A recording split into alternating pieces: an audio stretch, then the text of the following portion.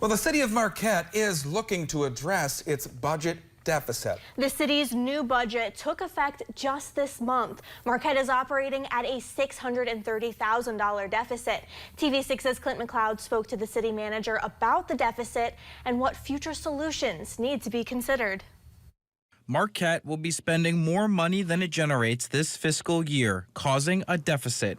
City commissioners approved the fiscal budget in September. The city will operate at a $631,190 deficit. Our revenue stream has really kind of started to diminish and was negatively impacted when we had some tax-based changes and things like that. So we're slowly rebuilding that and growing our tax base, which is long-term goals there. But what it does mean is we will be spending down some of our reserves. The city will have to cut into its $8 million reserve fund to cover the deficit. Kovacs says spending the reserve money will not become dire until it dips below $4 million. The city is still looking for a long-term solution to the problem.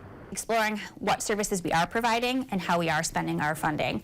So looking at if there are resources or services that we no longer utilize efficiently, finding a different way to meet those services or provide those services or cut back a little bit here or there. Kovacs says one issue the city has to consider is that half of its properties are non-taxable. Those are entities and organizations that provide a lot of value to our community. But when we look at having to provide services for all of our properties, all of our residents, we are providing it on 50% tax base, which is a very rare instance in a lot of communities and makes it very challenging to have our largest revenue source from property taxes. Separate from the budget, residents in Marquette will also see their water, sewer, stormwater, and solid waste utilities increase.